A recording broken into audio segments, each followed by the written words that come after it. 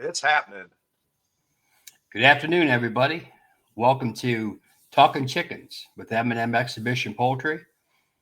Today is episode number 29 with our good friend Neil Mahaffey, master breeder of Old English Games.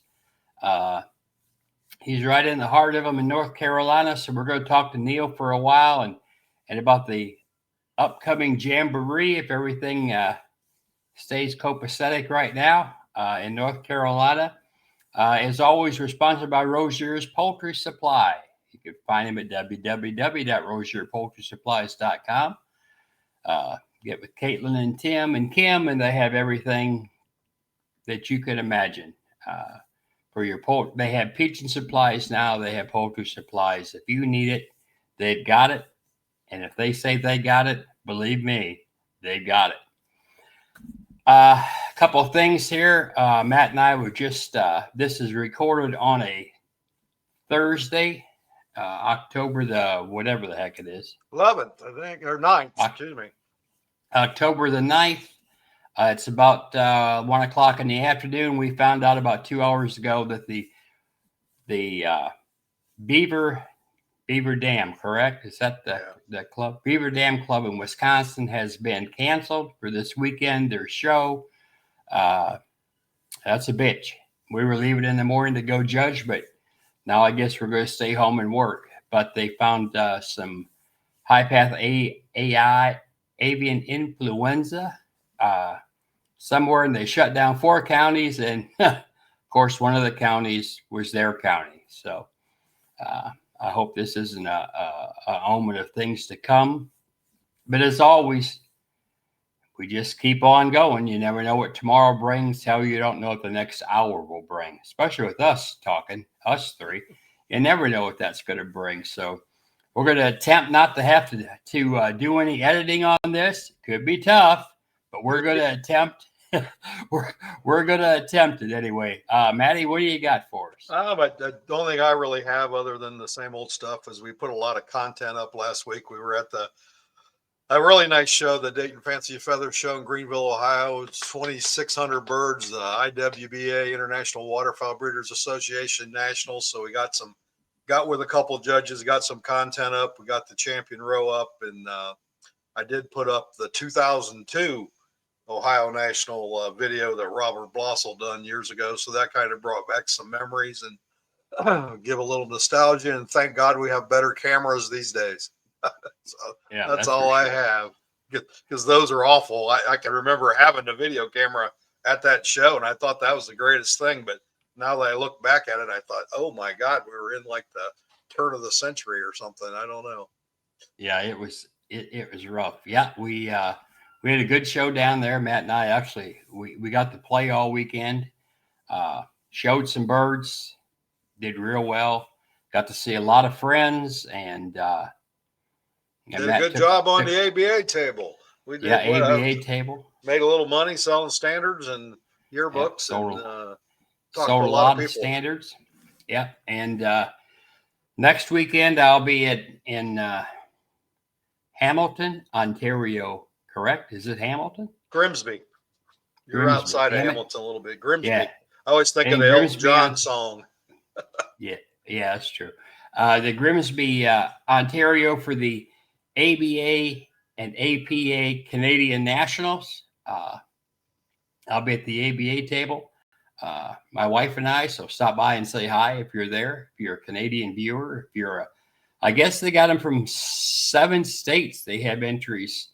A bunch of people from the states are going up, but I know they added John Miles as a judge because they had too many birds.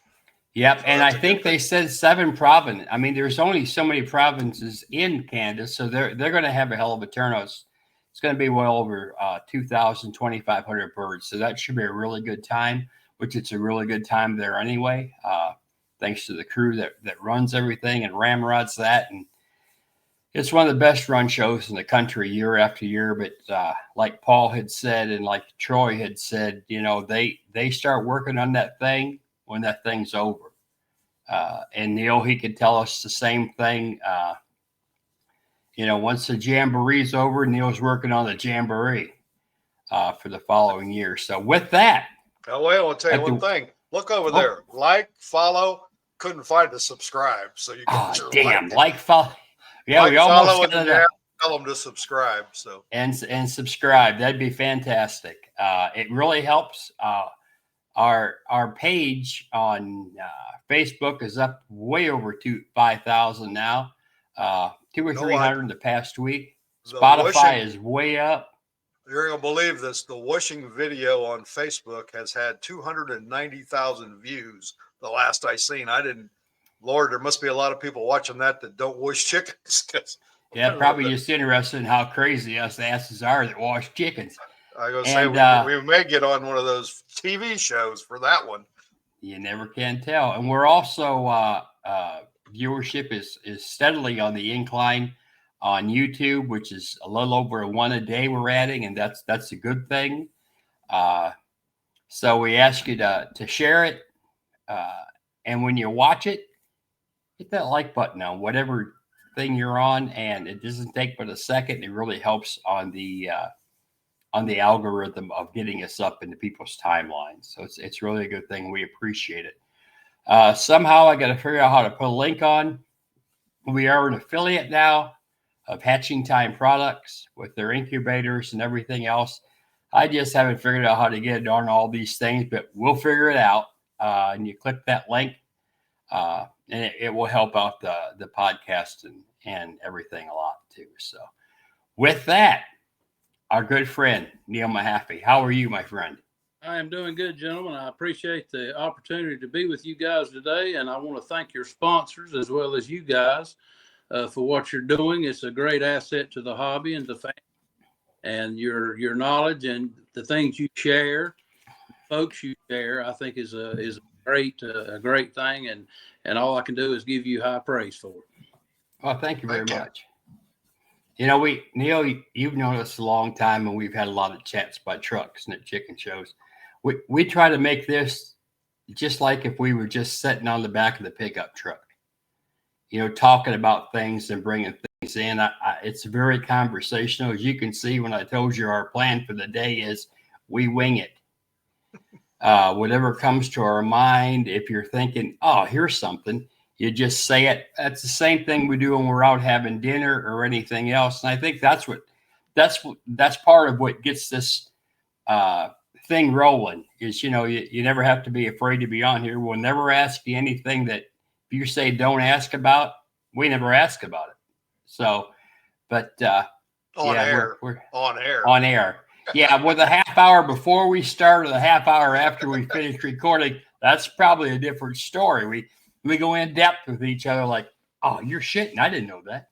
But anyhow, Neil, tell us, for those that don't know you or have only heard or you know, see the ads and all the things. I'm going to set him up. So Neil Mahaffey raises some of the finest blue and black Old English Bantams there is. Well, I'll say that too. I appreciate that. It's kind of funny. I didn't actually get started out in Old English. I actually got started out in the single comb Rhode Island Reds when I first got started in the late 70s. And but being down here in the South, you know, it's kind of a hotbed for Old English. No, kinda. So I kind of gravitated over to Old English, and that's been my main love probably for the past 35 years at least. That's cool. So were you was your dad or anybody around, were they in the poultry, or did you just kind of gravitate to it? Or well, it was kind of funny. I had an uncle. My dad and my uncle raised tobacco together and did some farming together, and I always kind of liked the chickens more than anything on the farm. And he had some more production reds, I suppose, than anything else, my uncle, out on the farm. And I got into wanting to show at the fair. I'd go to the fair and just be so excited about going through the poultry to the fair. So I talked my uncle into let me pick out a female to take to the fair. And so I babied on her, you know, and took her to the fair. And I'm, you know, 14 years old at the time probably. And so I took that bird to the fair, and Will Burton was running the old classic fair down in Winston-Salem, North Carolina. Yep. Second biggest fair in the state. Really good fair for a lot of livestock. And so I showed that bird unknowingly, not knowing what I should. And Will talked to me that day when I brought her in. He said, well, she's not quite the right color, a little light and this and that. But anyway, I showed her anyway, and I think I got a third or fourth or whatever. And so I was kind of tickled with that. And Will started mentoring me at that time. And Ted Carter was a friend of mine down here. It was an old English guy. He was in the Forsyth Fowl Fanciers group. And so I started going to some club meetings and things after the fair, getting a little more involved. Well, I was talking to Will. Well, he was going to be judging somewhere up north, and he was going to see Mr. Leroy Jones. Oh, yeah. And he said, I'm going to talk to Leroy, maybe get you some eggs or chicks or, whatever. Well, the 14-year-old, I didn't have a whole lot of funds and a whole lot of means and a whole lot of pins and things like that. But anyway, Will got me some eggs from Leroy, and I hatched some out that year. And man, I babied them things, and I was proud of them things. Get off the school bus, and that's the first thing I wanted to do is be in the chicken yard. And so I finally convinced my folks. They kind of thought it wasn't a passing fad. And so I built me some pens, and Dad helped, and I got some things together and had an old styrofoam incubator, and I started and raised a few out. Well, beholden to me, I had no idea. Leroy was selling, eggs out of his breed pens after he would get done with them. And so I raised up some birds, and Will helped me cull through them, and Ted as well. And so I went to the fair that next year. Well, I ended up having champion bantam on Rhode Island red cockerel. And I was tickled to death. And then you're hooked. Man, then you was hooked. About the bug biting. Now it bit hard then. I went back the next year with that bird as a first-year cock bird and won again. And so, yeah, it's just unheard of. And so I got to thinking about it, and I got kind of pissed at myself in a way because I thought, well, I'm just showing birds that Leroy bred. Yeah. And I thought, well, that's good to a point, but I said I kind of want to do something on my own. And so I had been talking to Ted and a few other old English guys in the area. And so I started trying to pick up a few old English. Well, you know how it is when you're young and wanting to do everything. I had 6, 8, 7, 6, 7 old English. Couldn't do any of them justice, still trying to learn. And so anyhow, that's kind of how the bug bit. And then I kind of gravitated into old English. Ted took me to the tree in 1979. And I was just mesmerized. I was like a kid at Christmas morning. And a lot of the old breeders were there, Jack Yoder and the sheriffs and Otis and all these guys. Yeah. Just having that one breed, just intrigued me. The competition of just having all that one breed at one show. And so it just really, it hit home hard after that. And I just went nuts. I just went nuts. I met Warren Beale at that time. Good old Mr. Warren. He was running the Jamboree at that time. And I just kind of gravitated. I still had my reds and still like fooling with them and still had some, but I could see myself kind of going in the old English direction. And I've not looked back since. Yeah, those Jamborees, I remember they'd be 15, 16, 1700 just old English. Well, back in the 80s, a 1,500 bird Jamboree was kind of a mediocre type year. 17, 1,800 was a good year. Had 2 or 3 classes over 200, a lot of classes over 100. And I just gravitated towards the competition part of it. About that. I've always been competitive. I'm not quite as diehard. I guess I am at heart, but I don't show it quite as much now. If it was pitching quarters, playing cards, or raising chickens, I wanted to do the best I could. And right.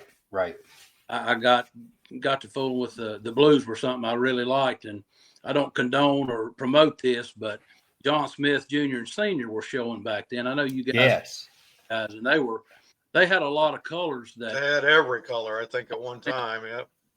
A lot of the shows, BB black or white, Spangled were heavy back then.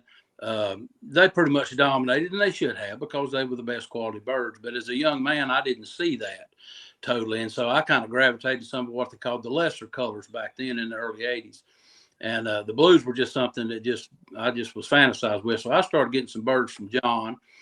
Philip Brandon was another breeder. Ben Singer up in Pennsylvania. Yeah, Ben, we knew Ben well. Ben was a great man. He was. All these guys were great mentors. A lot of them would share knowledge. Some were a little tighter with knowledge back in those days, but they would help you out. You have to speak on that a bit, Neil, because it was a different time. Well, all of those guys, getting to the top of the mountain is a tough struggle, but staying there is a harder struggle. Yes. Guys would get there, your sheriffs and your Jack Yoders, your W.L. Dixon, Bob Dollar, those guys, you know, they put down good chickens every week. And they understood the breed, and they brought good stuff. They knew what it take to win, especially that show. It just seemed like just the smallest flaw could knock you from a best to a third place bird. And so it was a big learning curve for me as a young person. You know, anybody young getting into something, they want instant results, and that's not the case. Some of the stuff that you need to do prior to that to really get to that point, you know, sometimes people overlook that and they get discouraged. But anyway, I wasn't going away. I remember I'd been buying John's birds for years, the blues, and I'd go down to his house, go over stuff. You know, they kept you at arm's length. And a lot of times I couldn't get birds that I really thought I could really raise, you know, to get what I really wanted out of. But I ate that for several years, and he beat me like a damn drum for years. And he would rub it in, and that lit a fire that day. And like I said, I don't condone that, because I mean, you know, but sometimes, you know, I know you guys have seen it and others have seen it. When somebody kind of gets to riding high, somebody wants to knock them off that pedestal. And having that goal really helps you feed them 500-600 birds in August. Yes, it does. Yes, it does. And so I remember we were at Knoxville one year. It was probably in the mid 80s. It was before the Old English Club started their points system. And you remember the old barn up at Knoxville had that big where they still have the fair. Yep. Yeah, same grounds, but they had that big building up on the hill. And I was up there. I know you guys remember, and a lot of others probably will. It's been in it any time. J.B. McBee. Oh, yeah. Yep. Bill Erstry was a Seabright guy. Well, J.B., all these guys live within 100 miles of me. There was so many Old English people in my area. And so we had went to Knoxville that year. And I think this is one of the things that really got me going on the Old English side, especially on the blues. John had been just cleaning my plow for the last couple of years. And the thing about it back then, I would kind of hatch within a 3 to 5 week period. Well, those guys would hatch 12 to 16 weeks. Yep. And once you thought you had them in the scope, they reload on your ass the next week, because they finishing all along. And I was bringing all my ammunition the first show, and you know, it just they didn't go away. They just kept on and on coming, you know. And so we were at Knoxville, and John had just waxed me bad that day. And he was bad to kind of pick on me a little bit. And so that show was the 1st of December. So I had been to a show in Anderson, South Carolina a couple weeks prior. And I had found out at that time, early on, I didn't realize on the blues that you could, you know, black over splash would throw the blues. I was just breeding blue to blue and culling everything that wasn't blue. Well, when I found out this, I was wanting to try that splash over black and create my own family of birds. And so I had talked to Philip Brandon, and I had talked to W.L. Dixon, which were 2 prominent breeders in my area during that time. And they all raised blacks and blues because they kind of all mingled in, you know, the blacks and the splash and stuff like that. And so I had already talked to W.L. and I had talked to Philip, and I was going to get a couple splash females. But at that time, I didn't have the money to really go out and buy a sheriff quality black. And so Ted was a good friend of mine. I talked to Ted, and I said, I got me a couple splash females. I said, have you got a black male I can use that I want to cross over these birds? And he said, well, I'm going to run out of these birds early, but he said, I'll let you borrow one later in the year when I'm done, and let you use him. I want him back, but I'll let you use him. And so he was a sheriff male, and a really dandy male. And so I had already got those birds, those 2 splash females. I'd got one from WL, and I had got one from Philip, and I was going to flip-flop that male and start a family, or 2 families. And so we went to Knoxville that year in December, and I already had the splash female and had the plan. And so I went up there, and like I said, John just beat me like a drum. And he came over there about 30 minutes after, and he hit you, poke you in the side, and he said, I got you again. Well, he didn't have to tell me that, because I already knew that. I'm standing right here. I had already seen that and realized that had happened. Well, his dad was sitting on one side of me. I was in the middle, and JB was on the other side. Well, if you guys knew JB like I think you knew JB, if you went to a show with JB and didn't have a good time, it was your own fault. Oh, yeah, your own damn fault. He carried on something all the time. And so John came over there and he gouged me and said, I got you again. I said, yep, I know. I got you. I get it. And JB said, John, why don't you help this boy out and sell him some decent chickens? And I looked over at JB and John, and his daddy was sitting right beside me. And I said, JB, I said, I bought my last damn chicken from John. I said, that's done. And so I started my blues in about 1982 or 3 off of those 3 birds.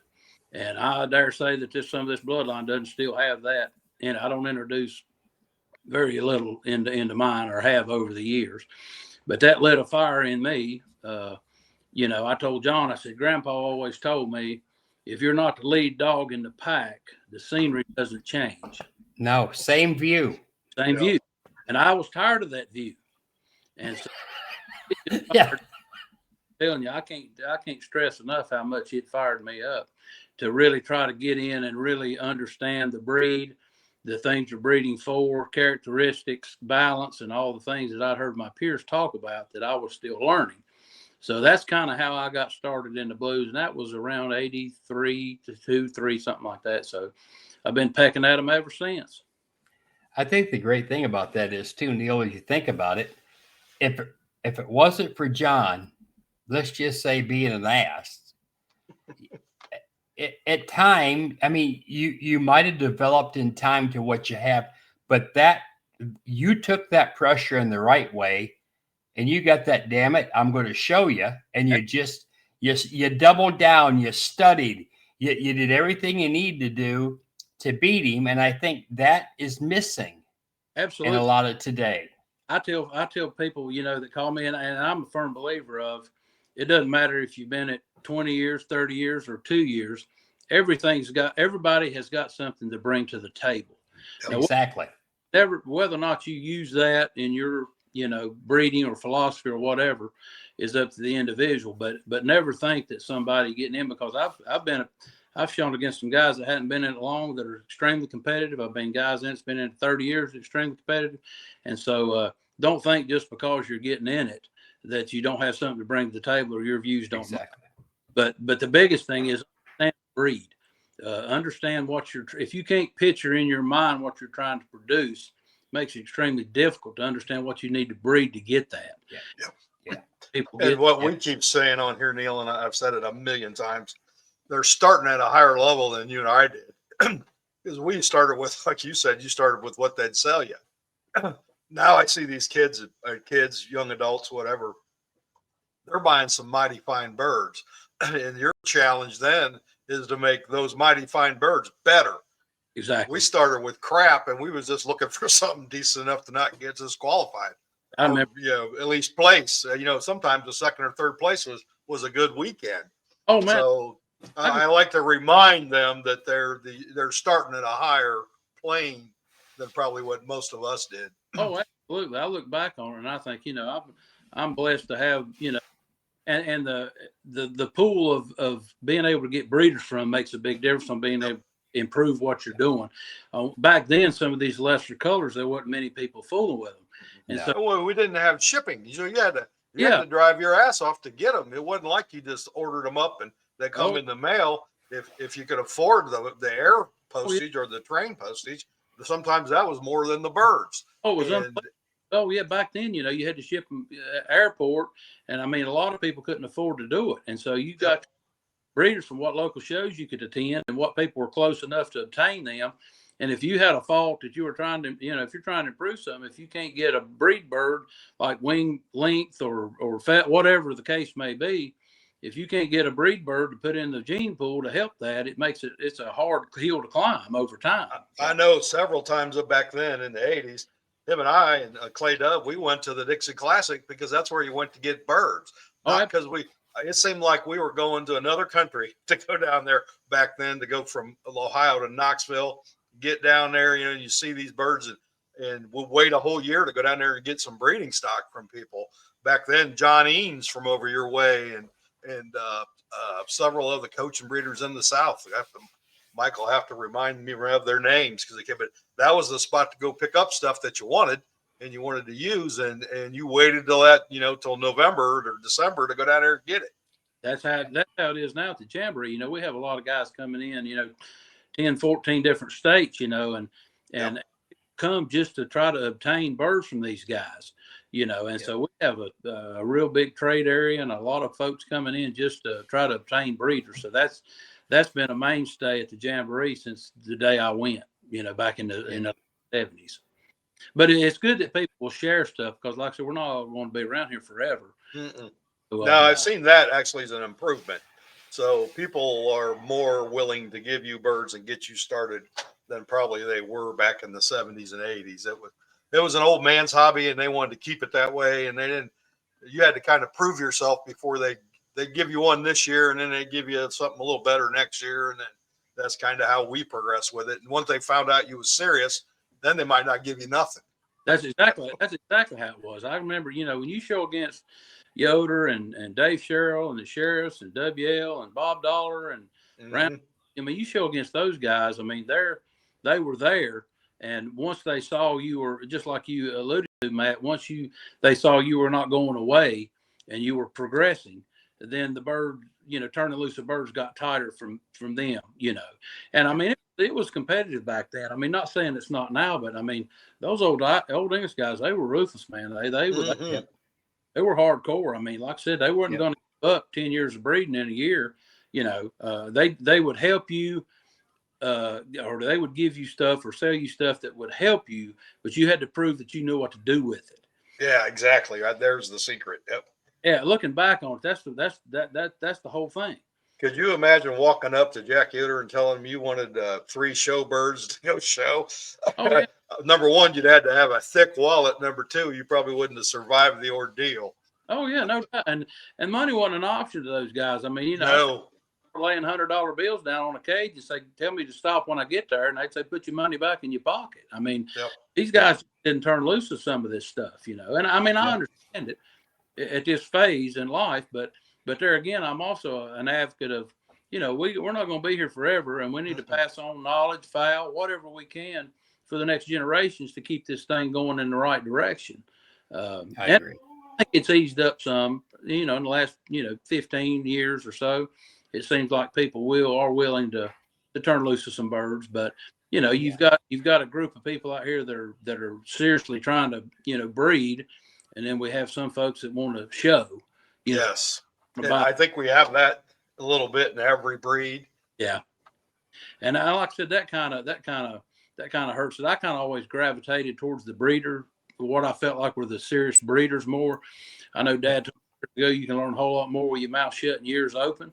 And these old guys that would be having conversations and just kind of try to pick up some things from them that they were sharing amongst themselves. And like I said, the competition part of it just is what got me. And I guess geographically, that was just what fueled my fire. Going to a show and having 200 in a class. And granted, I'm not downplaying anything else by no means, but when you go to a 1,700 bird Old English show and to Jamboree back in the late 80s and 90s, early 90s, it was something to see. It really was. I know the very first pass I got at judging was at Dalton, and I only had blacks and Wheatons and blue Wheatons, and that was 500 birds. There was 100 and I think I can't remember 117 or 130 black Old English pullets, all triple stacked on one wall. It's like I thought, oh my God! But we got through them, and it's good to see the quality and the depth. That's something that up here in the north we never really had in Old English. But once I got, then after that, we're in the South all the time now. But once I got down there, I thought once you get to work in a few of those classes, they're not as tough to do as what you thought. Once you get into them, if you got a system to weed them out, you can kind of buzz right through them. But the black classes I can remember were just awesome down there. Frank Reed was still going strong back then, and he had some awesome birds at the Dalton show. Oh, yeah. Frank and the Sheriffs and Dixon and Fred Skelton. I mean, you go to when the first Jamboree I went to was in Concord, and it was in a little fairgrounds and kind of a small place, and they had them stacked 3 high, and it was like a controlled chaos down there, with were when they moved to the Hickory site, and I'm not sure what year that was. I'm gonna say in the late '80s, early '90s. Yeah, that's the only place I ever went to the Jamboree. I forgot who I even went with now, but I went down there for the weekend with somebody, and it was at Hickory. Yeah, that was a great venue. Yes, We good went. facility. Yeah, For you have to remember, yeah, it at was. that time we were showing in old chicken buildings on the fairgrounds with dirt floors. Oh, yeah. There wasn't the venues that we have now where we're going to like a Greenville or a Columbus or Knoxville where you have this big old fancy building. You know, we were in a building. Some of them even had outhouses. That's how they were Oh, rough. that's how the site was. It was an old shavings floor. They take the shavings out of the horse barn, cattle barn from the fair, and that was the floor, and Yep. everything stacked up off the floor. And the Hickory site, you know, cement floor, real nice spacious room, and it was really something to go up there. And like I said, it was, you know, I look back on it, and I really didn't put as much into it as I should have back then. I didn't appreciate it. I guess what I'm trying to say. Yeah. But, some of You're so close, Neil. You don't realize that you're a part of something that you'll never can be a part of again. Well, when you're involved with it too, I think it makes a difference. When you're not setting up and tearing down, doing all that stuff, you don't appreciate it quite as much as you do when you do that. It's even the people, and when you know you're having a good time, but you know in 3 or 4 years you look back and you just laugh because you don't realize how much fun you were having when you were having that fun. It's the same way with people. You talked about Fred Skelton. Of course, basically, both of us, Matt and I both. I mean, we've grown up with Wolf, with Bill, mentoring and teaching, and how. I mean, when you get over all the bullshit on how to, just riding us like a rented mule. Oh, yeah. But Mr. Fred, I was clerking for Dave Sherrill when Dave Sherrill did the Old English National at Columbus eons ago. And I didn't know Fred from Adam. And we started talking, and I think I learned more in that 2 days because he'd take the time to pick up and he did very well there. But he picked up, a black mailbird, and we'd talk about the little things that I had never thought about. But I mean, he was very particular, but to me, he was a very kind person. Yeah. And speaking of Bill was one of the guys that would come down here from the north. Yes, always. And compete. I mean, Bill was tough. And I remember yes, he is. seeing that name. I was like, damn, I keep seeing this Bill Wolf. Every time I pick something up, I see Bill Wolf. And he was, and still extremely competitive, would share knowledge, but he was one of the ones that would come, regularly down here from the northern area. And I remember I met Art Rice one year from Washington. Yep. He came out, and I mean, we've had folks, over the years from all over, and so that was just so it just blew me away, how those folks would come down. We used to have support that thing. We used to have a thing at Connersville on Saturday about 2:00 when we go. We always went there every year because that first weekend in December, my birds were always in the best shape. Wyandottes, Cochins, man, they're ready to go. But we go out to Bill's house, and that's back in the day when he had raised 1,500, 2,000 Old English, and there'd be 500 blacks in this 30 by 50 run. And Mike and I would sit over there on a bucket with him, and I didn't even like Old English back then. I thought, you all crazy. He says, now watch them, Matt. He goes, they're going to run down all them little tiny pullets, and all they're going to leave me is these big old hens. They don't know that's what those males come out of. Oh, yeah. We would sit there, and they would run them, and he would sell a ton of chickens. And, that pen had 500 in it. It might have 50 when they're done. Oh, but yeah. I was just amazed. I love to go out there. I know Mike and we always went on the trip at 2:00 because we wanted to go out and see what he had done this year. And then over the years, he progressed into other stuff. But, man, I don't even know to this day anybody raises any more black Old English than what he did back then.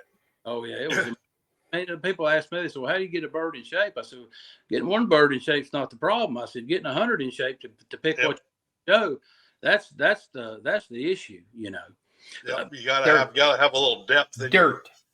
Gotta have some dirt too. Yeah, he They was gotta always be a into big one for dirt. dirt. Exactly.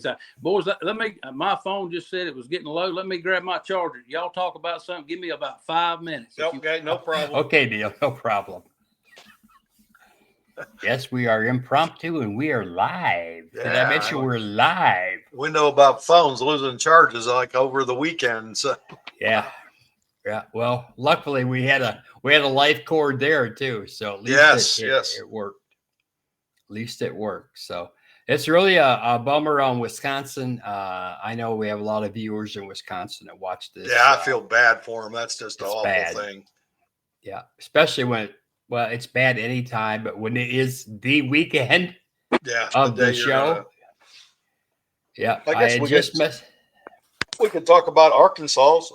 So we got that coming up the first weekend. Oh, the first weekend of November. I know we talked to Jacob Bates over the weekend, and they're getting their auction together, and I think they're over 3,000 the last I heard. So they're going to have a big APA national out there. Yeah, it should be a really good time. Looking forward to hitting out that way for a little bit. Hope the weather stays warm a little bit. Yeah, well, it's usually okay there. It's usually fairly warm there, especially that time. Of course, it could be a bitch, but look there's Neil. We're on a walk now. Walk, guys. I had that thing charged up a good, I thought, but we're going to keep on going here. All right, we're back. Like I said, there we go. We adapt. Adapt. You said. And Neil left. We lost him. He'll be back. He'll be back in a minute. All right, did I lose you? We lost you. Yeah, I don't have your camera. Uh-oh. Not sure if I lost you guys or not. We can hear you. We just can't see you. Are we back? No. Uh-oh. We have feedback. Sound like I feel like a duck talking. All right, I thought we were getting ready to be back. Maybe not. All right, guys, I'm plugged in. Can anybody hear me? We can hear you. We can hear you. Right, but I can hear me too. I can barely hear you. Well, let's proceed. I think I might be coming back to life here shortly. All right, or you could get out of it and switch back on the link. I'm getting a little bit of volume from you, but I'm not getting a whole lot. All right, guys, are we back? I can hear you good. Okay, I can kind of hear you a little bit. Let's see if we can go with it. I did that. See if we can. Okay, how's that? I don't have any video on you, Neil. Still kind of breaking up a little bit on your end. Can you hear me, guys? I can hear you good. Okay, well let's proceed. You're a little distorted, but I think we can wing it. Okay, go ahead then, Mikey. I already know where we were. We was talking about the Jamboree, I believe. Yep. So tell us about the Jamboree this year, Neil. Well, this year, we've been kind of growing the numbers here recently. We kind of got down a little bit. We had some AI issues. The state's always been kind of tough on us. We've had some issues. We've lost some breeders, and so our numbers have been down from what they were in years past. Last year we had a few over 800, which was our biggest Jamboree in several years. And so I think it's coming back. We've got a good influx of some of the guys from out in the Midwest, Van Hoy and Kopenberger, and some of those guys are coming out, and got a few new guys in that area. Kurt Heslin coming out from Oklahoma. And so I feel like we're going to have good numbers this year. I think it's coming back, and so we're excited about that. Like just 3 weeks away from Saturday, so anybody out there wanting to come see us and show with us or visit or whatever, please come. We'll do all we can to accommodate you. We try to put on a good fair show, and everybody there is kind of like-minded in the one breed. I remember years ago y'all had the Rock and Red show, and it's kind of neat to have just a few, have everybody there with whatever breed you're representing. Back in the day, after the Old English Club implemented the point system back in the mid '80s, it gave a lot of us lesser variety guys something to shoot for, because we were having trouble, competing with the blacks and the BBs, and so it gave us some different ways to be recognized. with a champion row for Old English, putting those birds up and those things. Fred Jeffrey, Bill Richardson, Bill Wolf, all were instrumental in getting that implemented. And so that's been an asset to a lot of us. And a lot of these lesser colors have really come on, in the last, 15, 20 years. Some of the colors that really were represented, but really weren't good enough to compete at the highest level. A lot of those varieties have come on, in 15 years, and they're just as good to compete, just as strong as the BBs and the blacks can. And so we've always been proud of that. We try to be well-rounded and have as many recognized colors represented, and I think the exhibitors appreciate that. We'll have them all up on champion row and give them time to work with their birds prior to the final judging for the top 5. And I think a lot of those folks have appreciated that over the years, and I think that's one of the reasons of our successes, over the years. One of your guys down there we get impressed with every time we go to some of the other North Carolina shows is that David Swanger.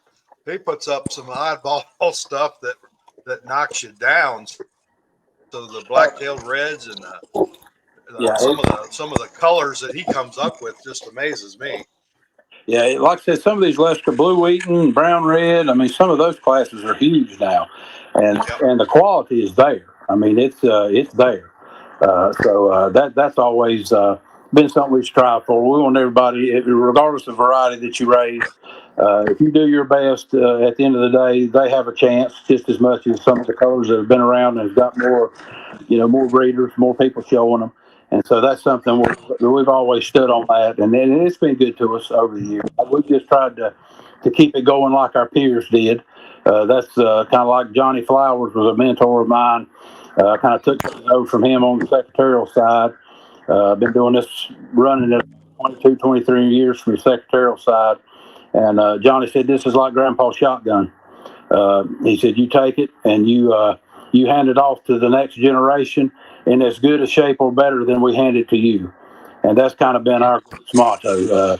We're kind of a small group now, with people, but our desire and our trying to make things as good as they did is always there.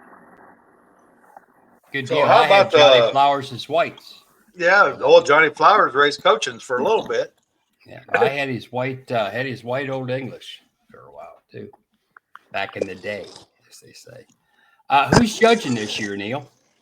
We've got Tom Carey from Florida and Dan Dysart from Virginia. They're judging this year. Used to back in the day, we had those big shows. We'd have 4 judges most of the time. And so now we used to do it 2 or 3. We're hosting the Old English National in 2026. So we're excited about that. And that ought to be a big one. We're hoping to hit that 1,000 mark or more, next year. Back in 2000, our motto was 2,000 birds in 2000. And we had about 1984. Unfortunately, we had a Laringo outbreak that year at one of our county fairs, and they quarantined a lot of the guys that showed at that fair. And so we would have easily been over 2,000 that year, but still, 1,900 Old English in one building is pretty impressive. It's a good deal, yeah. Hey, Matty, sounds like we better make room. We better go to North Carolina next year. Yeah, we'll have them Creoles, a whole flock of them by then. I had them Creoles, baby. So I got Mikey into Neil. He goes, we need a new color, since we had that little brown-red foray a couple years ago. So we're up at Tri-State, and Matt Hain had some Creoles. I said, I always liked Creoles and never had them. So he went home that night, Matt did, and brought us back some Creoles, and then Mike took them home, and then they set out some chicks, and then he had some chicks, so we have a few Creoles. Well, I'm losing y'all's volume just a little bit, guys. I didn't really catch all of that, but we're in the Creole business. I've lost your volume totally now, guys. Hey Neil, I'm gonna knock you off and see if you can connect again. Well, I think it might be best. I just don't have any volume from you guys. It's okay, I'm gonna boot you and see if you can't reconnect.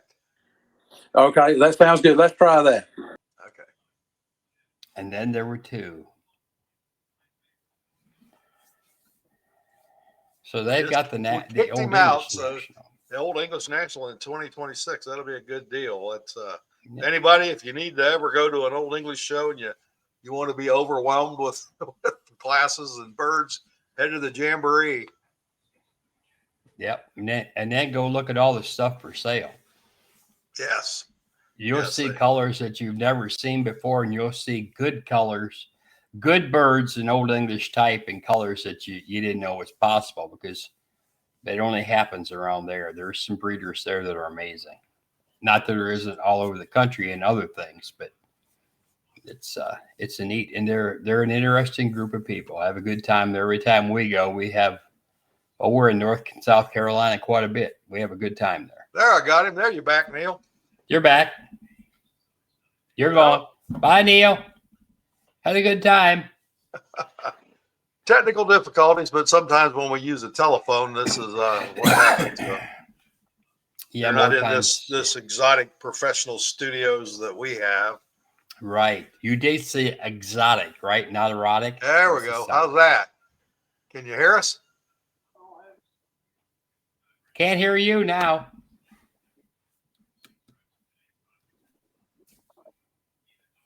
Yeah, we don't have any sound on him. The hell away from the TV.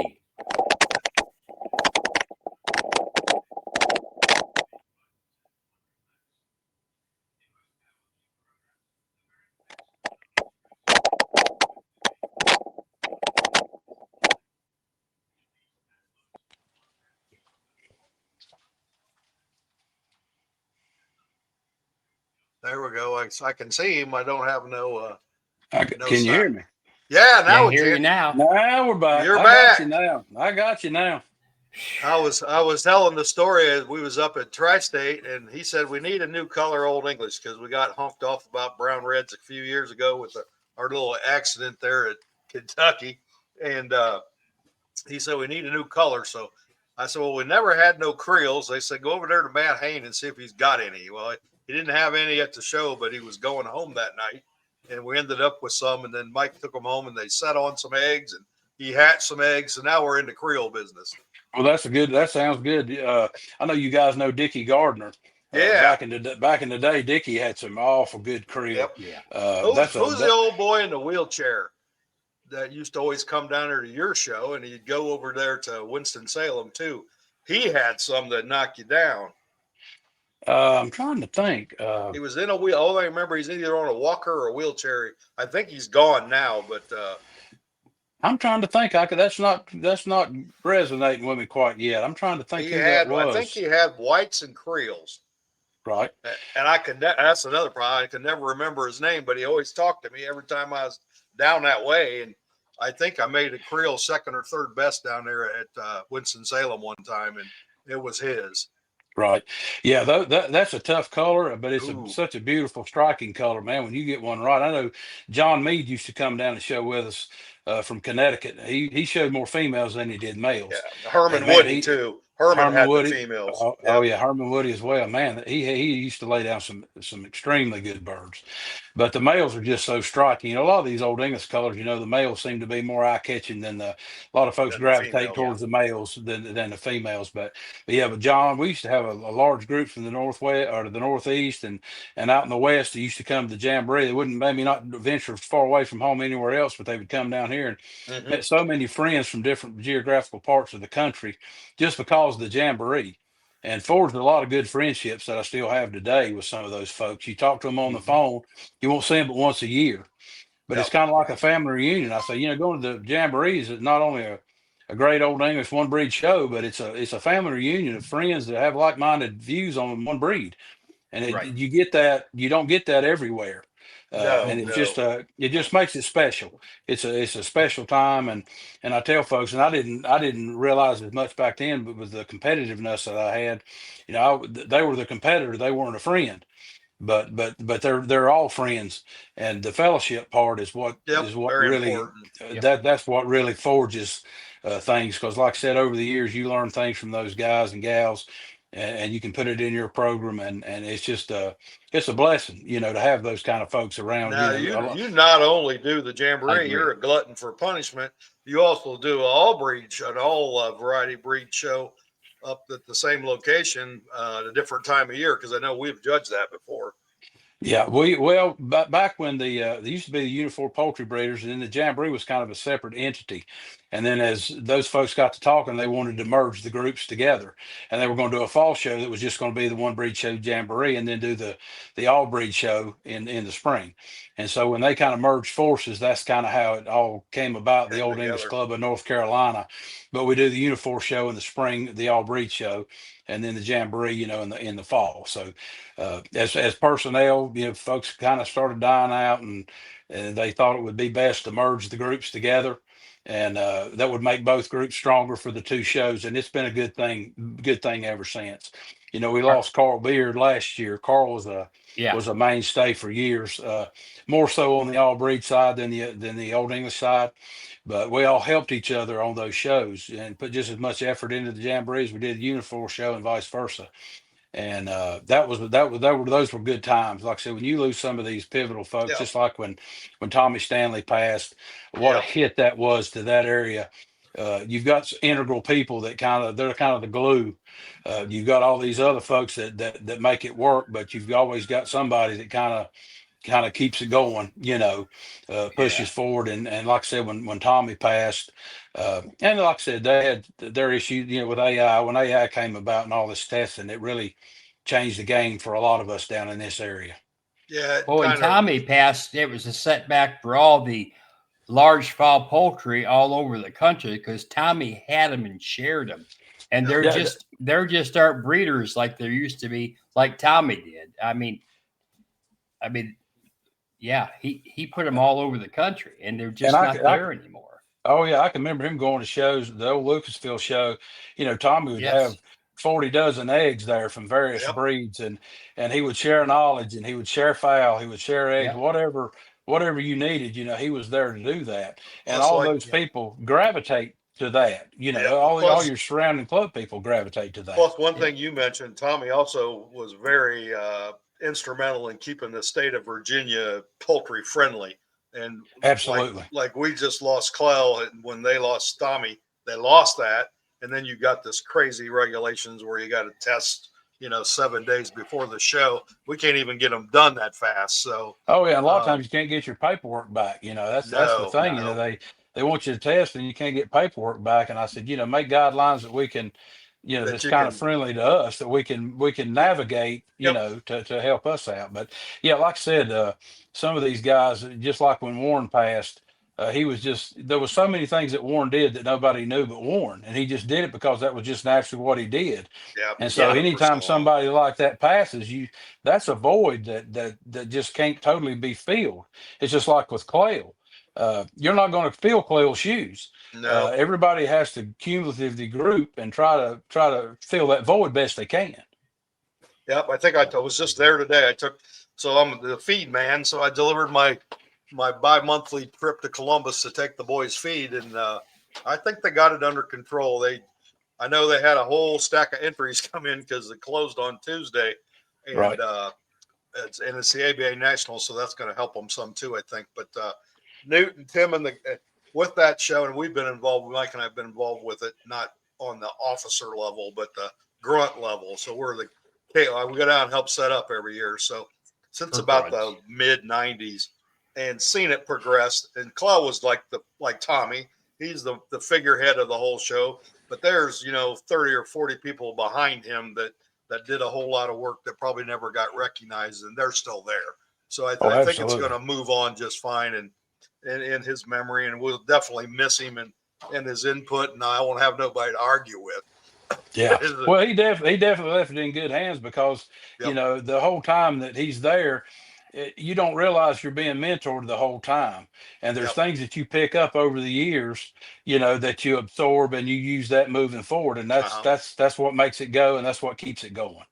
I've been on the junior show side the last several years, and I'm always amazed at the people that pull that off. So we got to have them all judged by about 2:00 because at 4:00 they're giving them awards away.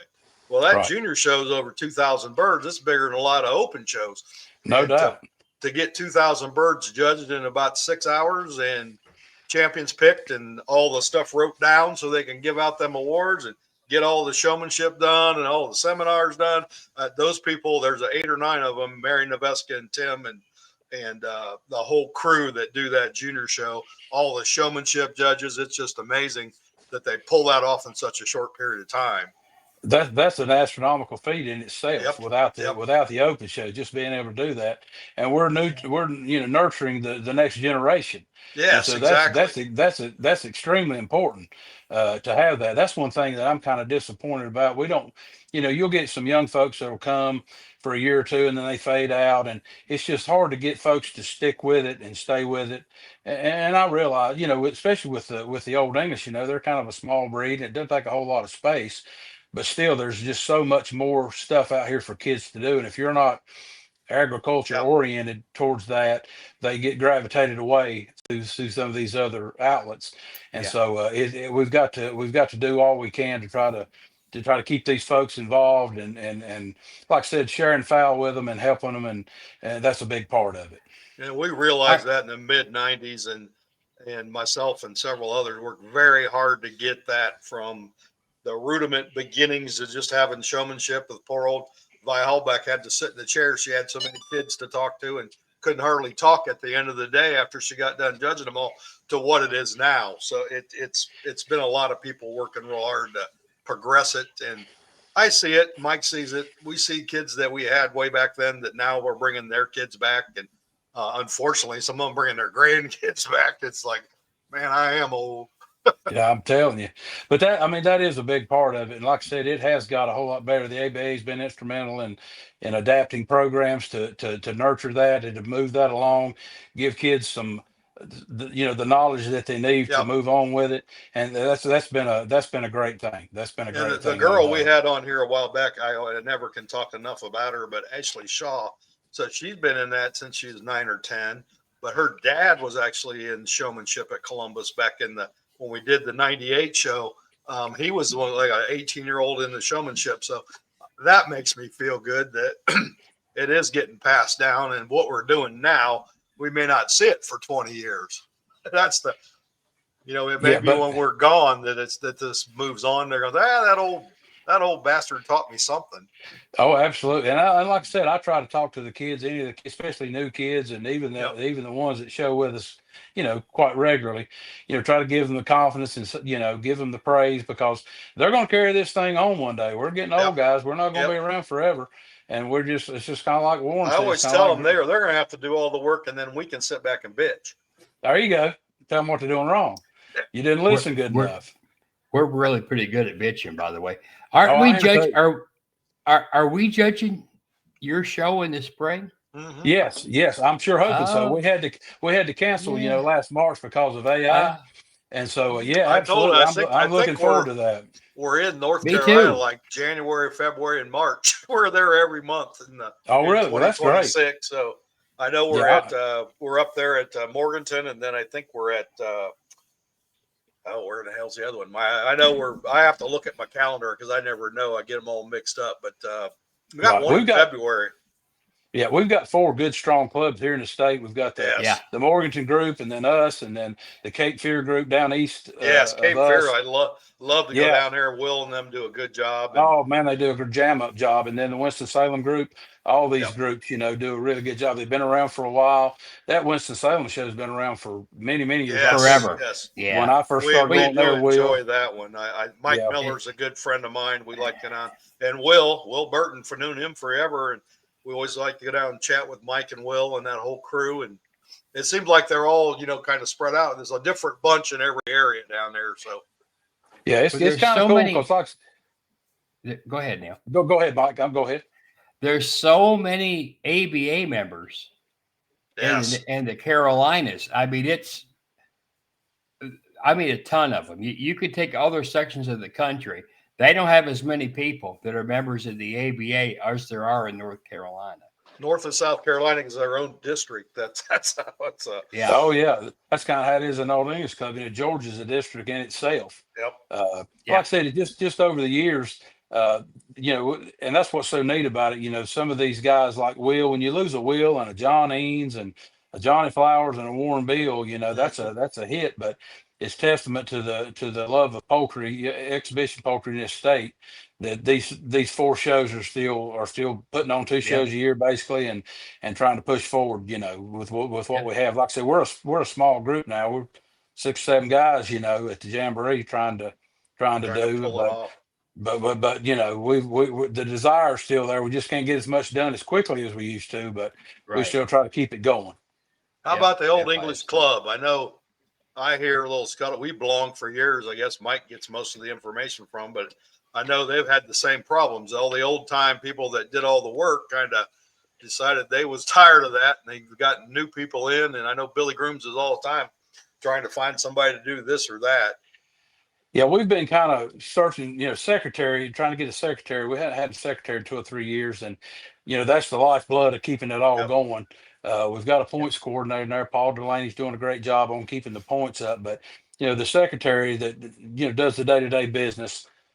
We've got a couple leads. Hopefully, we're turning the corner. Billy and Bill and Samantha and Greg Hager have all done a good job of keeping things together.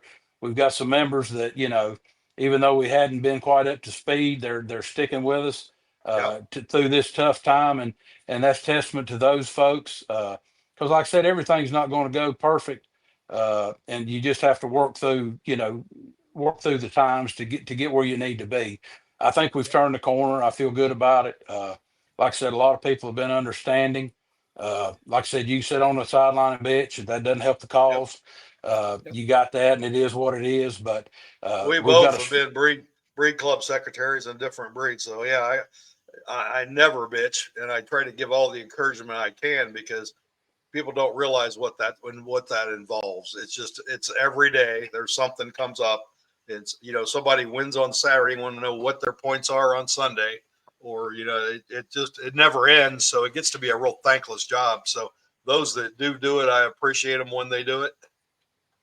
Oh, absolutely. Like I said, the points thing is such a big thing now. When the Old English Club implemented that back in the mid '80s, that was really a big boost for some of the lesser colors per se Yep. back then. It gave us something to shoot for, and as during that same time frame, we were breeding better chickens, so we started knocking on the doors on some of these blacks and Yep. BBs and stuff like that. I think But that's what really helped them colors. Absolutely. I mean, it gave him a little recognition. You felt like you were at least getting looked at. When we had the Champions Row thing, you could actually look at your bird beside that best black, and if you critiqued it, you could see what your flaws were, what Yep. you need to work on. It's hard to do that walking down an aisle or talking to somebody or looking at a picture. As judges, we make that comment often when we have them all up there. And I'm old school, so it might be 2 blacks. I might have to go get the reserve black, because I'm looking for a certain type. And when I see all them colors together, sometimes I see 8 or 9 types, different types. Oh, absolutely. I remember one year, I think it was in the early '90s. The Jamboree, usually our top 5 would usually be 5 different varieties, but there was usually quality birds in those colors to justify that. Yes. We had Tracy Hill one year, and he picked 2 BBs in the top 5, and I thought they was going to burn that damn building down. And I said, "Hey, this is ABA criteria." I said, "The man's found what he likes." You got to And pick the best birds in your mind, and that's what you do. That day. And so it opened a lot of people's eyes, as far as breeding. This is what I got to do to get to that level. And it has helped us. I mean, it really has. I mean, some people, back then when you had, 17, 1800 Old English, you could find a top 5 different colors. But when you get down to 500 or 600, like you said, that day, you've got to pick what's there that day. What you think's the And best so- birds. Yep. And it's definitely justified, but I do think it has helped some of these other colors because they've recognized what they need to work on. Oh, And, I know too that have really come on since that is the brown reds and Wheatons. Oh, I absolutely. can remember years ago asking Harry Hallbeck what a good Wheaton female looks like, and he goes, "Matt, I don't know. I've never seen one." Oh, So- yeah, I can remember John Wonderlick. He had Wheatons back in the day. He came out some, and Mark Coleman was a gentleman from South Carolina that showed a lot of females. And Warren was a female guy back then too. But you'd see some every now and then. But now, man, I'm telling you, you go through that yeah. Wheaton class now, lemon Well, blues. you know what I think, and we talk on what did it. I don't know what it is about that blue Wheaton, but that blue cleans that Wheaton up on them females. Oh And yeah. those blue Wheaton females are darn near flawless. And Oh, they're yeah. just gorgeous when they're right on. And I think that might have helped smooth up those regular Wheatons, I think, because now Yeah, I'm I starting to agree. see regular Wheaton females that have that same creamy breast color that the blue Wheatons have, and they're smooth. And what we used to call when we had them, they get splotchy. So Yeah. they'll be Oh, good yeah. as a pullet, and then when they come back as a hen, oh my God, it looks like a patchwork quilt. What the hell did all that come from? Oh yeah. And I know back in the day, Randall Brown used to lay down yeah, some that's the awful good. man. Man, Randall used to lay down some serious Wheatons, and it was one of those deals, kind of like I said, when somebody starts doing good, it motivates others to get Yep. in. And Randall was one of those guys that he would share birds with people. I mean, Yes. he wanted the class to build, he wanted everybody's program to progress. Wolf's the same way. Randall There's a did lot of these more guys to that are that way. Randall did more to pick up that female line Wheaton all over the country, I think, than anybody else. Because, like you said, he wasn't afraid to share them. Yeah, And that's brown the thing. reds. And brown Oh, reds. absolutely. Because I Oh, got yeah. brown reds off him in 90 something. But no, his brown reds, what Tracy's brown reds. I mean, there's certain brown reds that are, if you've been around it a while, that were the standard, that you could see who brought them to where they were winning. They were Like they hard. are They now. wasn't soft. What I always fault them on was they're soft. Yeah. Tracy's and Randall's weren't soft. If you could drive a nail with one of them. Oh And yeah, hard that's bodies, good wide. Oh yeah, Yep. I remember that. Those were some awesome birds. Awesome birds. Yeah. Down here, it kind of got. We kind of started putting too much feather on them years ago, and that Yeah. softens them some. I think that hurts the female line. Back in the day, we would pick best and best opposite sex. Yes. At most of the shows, and so you had people back then that had varieties that actually threw both. You had good males and good females, and now all you see is, well, I got a male line this or a female line that or whatever. Back then, it was, to me, it was harder to do what those old timers did, to get both females and males. But yeah, I can remember some of those birds, Randalls and like Fred Skelton and like I said, Oh, Book yeah. Wolf, Andy Barnes. Barnes is Andy. he's been there forever. Yes, he Him has. and Darla. I mean, it's just amazing what they've done It's over the just a years. blessing that they're that far west. Or if they was out here I'm all telling the you. time, he would break some hearts. Yeah, we just like him to judge. Yeah, we just Yeah, like Mr. him to Andy. come judge. He sneaks in every now and then. Now, Yeah, when he he does. sneaks in, you know he was there, though. I hadn't mean, seen him. Hadn't seen him for a few years, and we went to Oklahoma a couple of years ago and got to talk to him and see his birds, and they're just as good as they ever was. I'll testify to that. Yep. Yeah, just so consistent over the years, and that's that's just so tough to do. I'm hoping. I'm sure he'll be out next year when we have the national. He's really he will. a strong advocate for the club, and usually hits a national regardless where it is in the states. He's there. The Old International this year's in Shawnee, Oklahoma in December. And so we're looking forward to going out and seeing some of our friends from out in that area, Oh, you're going right into the nest. You're Yeah. going right into the cave right there, baby. You're coming going in. Going in the cave a lot. I hope you have a good time, but I don't envy that horrible drive out there. Yeah. That's a long, hard way.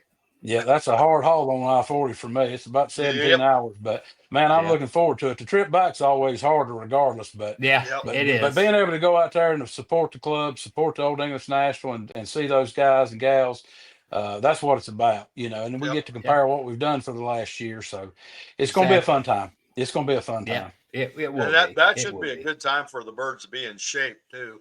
I know December. That first week, couple weeks of December, that's when ours are always in the best shape. And we usually get to go to Knoxville and that's it then. So yeah, that's what gets me. I always told the Jamboree needs to be about a month later, especially if you're showing males. I'm always waiting on scars. And that's something I've always liked about the breed. It's kind of like Picasso's painting. The dubbing is a signature on that painting. You have actually a part of it. You have a part of that final product. You know what I say? Some can't write for shit. Some can't dub for shit. There's a lot of doctors out there. I go along with that, but I always like that part of it. We give your old buddy grief because I always tell him, I said, the best dubber I ever seen was Daniel McDaniels, and Wolf gave me, who the hell do you think taught him how to dub? So we I tell you what, I tell We you like to what rub was it into him. Oh, I would every minute. One year we had best dove male at the jamboree. It was just something we threw out there as a little extra thing, and Wolf won it that year. And so I've heard about that Oh, from for the last 30, the probably. Yeah. last 25, 30 years. Yeah. But yeah, like I said, it's just been a blessing over the years to having some of these folks, some of these young guys coming in.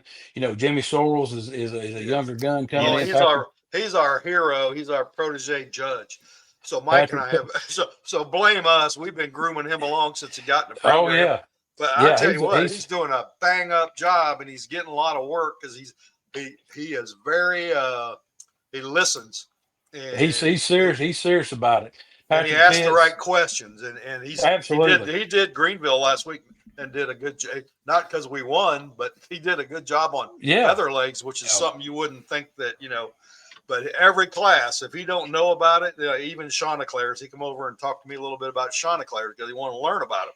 Well, right. I think he's going to be an exceptional judge and one of those legends in his time because I he's do as getting a well. lot of work and he likes to do it and he don't mind driving 6-7 hours to go do Oh it. yeah, No, and and he asks he don't questions. He mind asks flying. questions. Yeah, He Yeah, and he don't asks mind questions. flying. I've got him out in he's going San out to Jim Diego. Anderson's show out by San Diego in November. So get out That's there great. and see what it's like all over. I mean that'll help you. Absolutely. I want him to tell me what he thinks of those California Old English because Oh it's yeah, like the Northeast has got a little different style of Old English and California's got a little different style than what we were Well, used to. we got to here. remember. Oh, yeah. I don't know how many of the California style. Jim's got really good BBs and stuff, but I think Kyle's coming, Yep. and Kyle's another one you're gonna hear about from when we're all gone. Oh yeah, Oh, yeah. yeah. He's still Kyle gonna, always been- he's gonna, absolutely. But yeah, like I and said, I can't remember his name. Louisiana, big kid. Oh, Peyton Igo. Peyton's going to be there, so yeah, there's. He'll have his. If he does Old English, he'll have his job cut out for him. There'll be some good ones. we went to Bakersfield for the Old English National. I don't know, probably 15 years ago. Oh, Sam, And it is a little different. Like I said, if you go up north, one person that I can say really, and he was straight up. I like you to shoot it straight. And Ben Bensinger, I bring him up a lot to some of these guys down here. But Ben, wing carriage and bodies, man, they got to have it.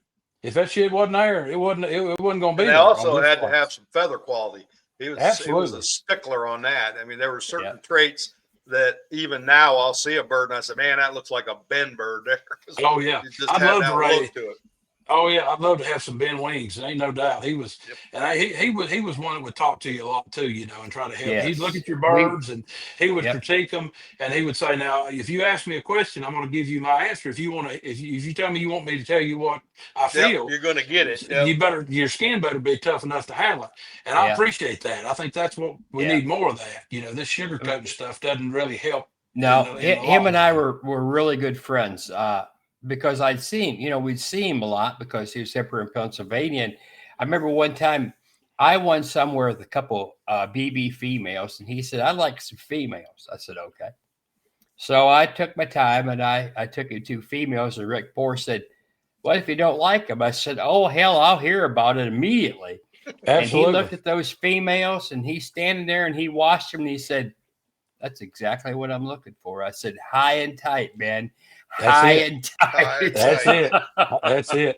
He would come down here, was- and when some of the birds started getting a little heavier feather, he'd just walk down the aisle and he'd shake his head. Yeah, he didn't like he said, that. Put too much feather, loosen the cushion. He says, "That's not game, boys. Y'all better tighten Boat up tail. down here." I think he was the one that coined a boat tail. So it looks like one of them old 50s boats with the big tail on it. Yep. Yeah. I remember Yeah, those. he didn't days. like that. No, he was really good and a hell of a conditioner and a great gosh. showman.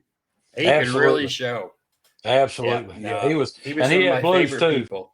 Yeah, he Oh, had beautiful too. blues. I think Yeah. Sue Reed still has a few of old Ben lined blacks and Really? blues that she kind of keeps around just for that reason. That had them for years and got them from him originally. But that's about the only one. I think everybody else has kind of mixed them up a little bit over the years. Yeah, that's the bad thing, people like when Sheriff passed away, when you start farming stuff out, I can take the same trio or say, 10 females and 3 males, and I may set them up a little different than somebody else or whatever. So, Yeah. the only true stuff is when that person has it. Yep. You put you're your getting own birds. stamp on it. There you go. Yeah, exactly. That's fact. Yeah. Once it leaves here, and you breed them how you're going to breed them, they're yours. Absolutely. I agree with you, Mike. That's well said. Yeah, absolutely. I mean, you got them from me. Yep. But they're yours because Yep. I might not have done it that way. Exactly. Yep. So we try to pass on the best knowledge we can. There you go. And, yep. and like that's all we can do. That's all we can do. Absolutely. Yep. And if you want to take it, fine. If you don't want to take it, fine. But if you see us, come on up. We might have a beverage or two if you're of age, and we'll talk about things. There you go. And the longer the night gets, the better the conversation gets. Oh yeah. Sometimes we get real conversing. It depends. If we're talking with the Canadians, there's a point where I can't understand them anymore. Yeah, that was some of the best times, after the show. We used to always have a 2-day show. Jamboree was always a 2-day show. Yeah. And so that Saturday night, man, I'm telling you what, you can get education or go to jail, one or the other. I mean, you're either going to go to jail or learn. Or both. Or both. Yeah. So, but some of those times, those 2:00 in the morning talks on Saturday night, a lot of that information, it's invaluable. It's a good chat when it carries over to breakfast Sunday morning. We're still talking about the same shit the next day. Yep. I've been in a couple of those. And again, that's what we try to do here, and that's what we do. Unfortunately now a lot of times with 1-day shows, we try to get there early enough on Friday where we can, if we don't walk the show if we're judging, but if there's friends there of ours, it's dinner time. It's because you're not going to have that Saturday night. Nope. Yeah. And there's if we're driving 14 hours, no, I don't want to just run down and come back. That's not the fun part. The fun part is it's the handling the birds, but it's the people. You know what I'm saying? Oh yeah. How many times have you been to a show and you had it in your mind? Well, I know, I'm going to this certain area and I'm sure so-and-so is going to be there. I want to talk to them. And you don't get the opportunity to as much as you'd like in a 1-day event. I mean, you're just boom, boom, boom in and out, and I don't know how many times, well, man, I didn't get to talk to so-and-so or this other person or whatever. And like I said, a lot of times back in the day, you'd go up to somebody and shake their hand. I mean, I see more hugging going on than I do shaking hands now. Yep. This is an integral group of friends that really care about each other, not only on a bird level, but on a personal level. Yep. And I think that's such a good thing. It is. And the thing is, when you get, maybe it's younger now too, I don't know, but when you get to our age in your 50s and 60s, there's no guarantee, well, there's not any time, but there's no guarantee that, I'll catch them at the next show. You never know when the end is the end. So you've got to cherish everything as it's happening, Oh, and like you said, Mike, you said it well. The older we get, the more that resonates because how many times have you gone to a show and somebody's passed, like Paul Gilroy? I mean, folks like that, you see them and you think, well, I'll just see him next time.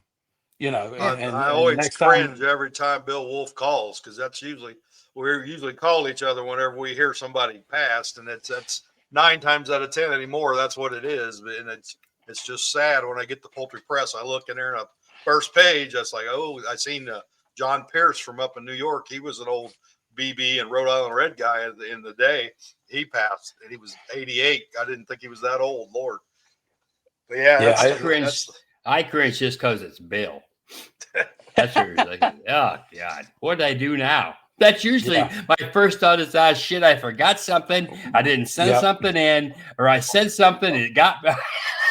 There's one thing about Bill. He's on top of things now. He not only talks to us, he probably talks to 50 people a day. Oh yeah. Yeah, he's been an asset to our group for many, many years, not only from competitive standpoint, but as a resource. The literature he's put out over the years. I mean, it's been a great thing. We've been lucky, no doubt. Tell the Amazon guys here, the dogs are going crazy. So, I'm trying to. What else do you want to cover? We got it, or we? we done. What's your one piece of advice you would give Yep. somebody There you new starting in Old English, Neil? If somebody's just getting in it and they've got a breed picked out that they really want to concentrate on, I would study that standard, and I would make sure I understood the breed, the integral parts of the breed, what I'm breeding for. I would talk to judges that know the breed, that possibly a judge that raises the breed. We used to always try to, get judges that were also, Old English breed guys. Not saying they've got that much edge, but a lot of times, somebody that raises them, you get a little different take sometimes. And I would buy what I could, the highest that I could afford, as long as it made sense. I mean, I took fifths and sixths and tried to make, it's kind of hard to make chicken salad out of chicken shit. So you do the best you can. But That's exactly right. the better you start, and the better mentors that you trust and respect that you have helping you, the quicker the journey is. Right. I agree. That's very good. Yeah, Great advice. it's and it takes a lot of effort on the person that is involved in that wants to start. Sometimes it's not best to jump right in. If you really like it, go to a couple shows, watch, observe, use your eyes and your brain, and observe what's going on. And it doesn't take long to find out who's, even if they're not winning, who's really well respected, who everybody else gets their birds from. Those things you don't know if you just jump in sometimes, but study and learn. Pay attention, damn it. If you want to do it, pay attention. Yeah, my dad used to say to me, smarten up a little bit, will you? Oh yeah. Like the I only said, thing I would add, and I think that I would say I'm probably the worst victim of this, but start with one variety. Get that nailed down. Yeah. And then move on to the other 50 colors Old English. But don't start with 50, because I can tell you right now, you ain't going to do none of them justice. You have to get that thing down in your mind. And that's the biggest mistake. I don't care whether it's Old English, Coachins, Wyandottes, mixed up bait. Yeah. They want to Noah's Ark this thing and get two of I every was kind. guilty. No. I was guilty of that. I remember the first time I went to Warren Bill's house. Me too. He had 12 or 15 colors, and man, I wanted two of everything on the place. Yep. And I was showing wanted to raise six or seven colors. And like you said, Matt, you don't do any one variety justice because you're spread too thin. Because the type's the same. I mean, if you're breeding out of the breed doesn't change. The only thing that changes is the color. So get that figured out, and like I said, don't overwhelm yourself with a lot of different colors, because like I said, you can't do them all justice most of the time. You can surely do it in Old English. And if your color is brown, red, or well, that too. But just say really good, say Wheatons or BBs. Believe me, you can spend a lifetime.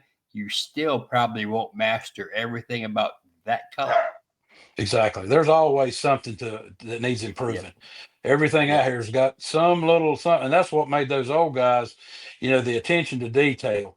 That was 2 or 3 little things makes a big thing. A lot of times you'll get fixated on one certain thing, and you miss something else. Well, the attention to detail is what sets you apart from a third to a best. That's what's gonna make the difference. And you just got from best of variety to show champion. Sometimes it's not much. Yeah, it's just that little, and if you overlook it, that's going to cost you, at the end of the day. But like I said, that's a hard curve sometimes, especially for somebody just getting in, But great advice from both you guys. Pick something that you like, learn it, you get mentored on it, and try to figure that out first. And then if you want to branch out, then what you're, if you say you get black Old English to start, if you get that kind of dialed in, if you want to branch out, all you're doing is changing color. You're not changing anything else. And so that way, you know what your bar is, and you can reach for that. One final thing on that, maybe everybody likes and I like all the colors. Believe me, I've been right in with the rest of them. I've had a little bit of every color you can imagine, and coaches and everything else. But probably the prudent way to do it is if you liked Old English, Coachins, Wyandottes, if you would pick a solid color to start for a year or so, to start with that color of a high type, because when you get into those other colors, a lot of times it's not just the color, but they're not quite as good a type on some of them. If you get that type set in your mind of this is what an Old English is supposed to look like, no matter the color, then when you start working with color, the type part seems to come natural to you. And you can say, nope, that ain't it. Because that's the balancing act, right? You have to work that color in and all those myriad of color faults. But if you don't have that type, you don't have shit. Exactly. That's as good as it can be said. Because like you said, you start raising, especially some of these blue colors that's going to throw three colors. Yes. You know, if you're just concentrating on that one pure, variety, whatever it may be, and get that dialed in, you can't. I tell people you can't if you don't know what your final objective is, then you don't know You what to can't put get together there. to get there. You No, can't get there. So you've got to have that mental picture in your mind what you're Yep. trying to get. First off, and then if you've got birds that are lacking something from that visual picture, then you know what route to go to correct it. And it's a whole lot easier on a solid colored bird than a party colored or a Yes, blue it colored. is. So yeah, that's great advice on any breed, not just Old English, like I said, coaches or Any breed. whatever. Yeah, Yeah. anything. Absolutely. Yeah. And you get that down to at least you're, let's just say, proficient in it, and know a good one when you see one, whether it's yours or not. You know a good Right. one when you see one. Well, then you can apply that to whatever, and then you got to kind of study that color pattern, because you'll say, yeah, that's great type, and you'll say, yeah, that's really good type. Unfortunately, you got 30 points worth of color cuts. What? Right. I mean, I mean, it all goes together. oh yeah, and like I said, how many times if you walk down an aisle, you don't have to find a good chicken will find you. When you're walking down an Yes, aisle of birds, that bird that Yeah. stops you, once you've got that mental picture in your mind what it's supposed to be, you go walk down the aisle, you might walk by 20 birds and then put the brakes on and say, "Whoa, right here he is. This is this is what I'm looking for." Yeah. Yep, exactly. And that's, I mean, it's like we always say, there's breeders, there's showers, and there's some of us who breed and show. So, but if it wasn't for those breeders, there wouldn't be a whole hell of a lot of showing going on. Yeah, there Nope. you Be a go. lot of replicating. Replicating is not it's fine if that's what you want to do and you want to rack up points and master exhibitor. Brother, it's your money. You go do what makes you happy. Yeah, But exactly. if it wasn't for the breeders that are out there, there's not much of a damn hobby here. And not just the breeders, the people that are those breeders. Exactly. And those breeders that are willing to help. I know Warren Bill told willing me to one help. time. He told me, he said, there's not a person out here doing this, no matter how successful they are, that they didn't need help somewhere in that journey. And if you're not willing to do a favor, then don't expect one. So we've got to be able to be able to do that, to be able to try to not just sell a bird to somebody, but sell something that you feel like they can progress with and work with. That was the thing back in the day. They'd sell you some pretty good stuff. They weren't going to put you at their level. They was going to make you prove that you know what you were doing. And if you got there, they'd shake your hand, but they weren't going to take 20 years of breeding for, whatever a trio would cost and put you there. You had to prove that you had the integrity to do it and understand it and ask questions. And that was a journey. And like I said, I was just lucky, I guess, being from this area and having some of the mentors that I've had over the years in the breed, it really helped me along the way, the whole way. Well, that's how you build anything, right? You got to have a foundation. That's it. If you don't have that, you don't have anything. You ain't got shit, man. Ain't gonna last long. No. All right. What do you think, boys? I think you're an hour and a half, so that's pretty good podcast. That's well, pretty guys, good. I hate I messed this up with my charging. I thought I had that thing ready to roll, but evidently it pulled me down a little harder than I thought. But I do apologize for that. But I do want to say again, I appreciate your sponsors that's with you guys on this journey. Appreciate all your information. Bye, Neil. We just know that Neil is appreciative. We didn't get the end spiel, but again, it was a great podcast. Thanks, Neil, for all that you did and all you do and running that jamboree and running your show. Anything else, Mike? I think we need to get moving and get this uploaded. Not really, but folks, remember, that's what it's all about. That's why we get these old guys on here, because the old guys are the ones that have went through a lot of this stuff. I don't mean old in age all the time. I mean people that have done it a long time. There's people we know in their 40s. They've been doing it 30 years. So, I mean, but that's the whole deal. It's all about the people. The chickens are great. The ducks are great. It's the people that make the hobby.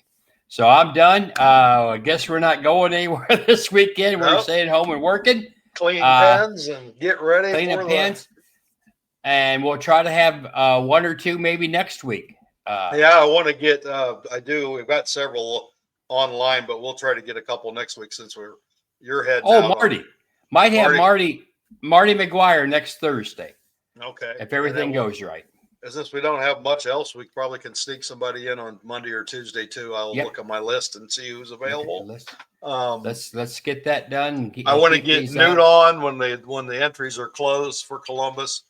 To maybe just do like a 15, 20-minute thing about what's going to happen there. Maybe get Jacob back on. That's Neil saying, sorry, he got disconnected.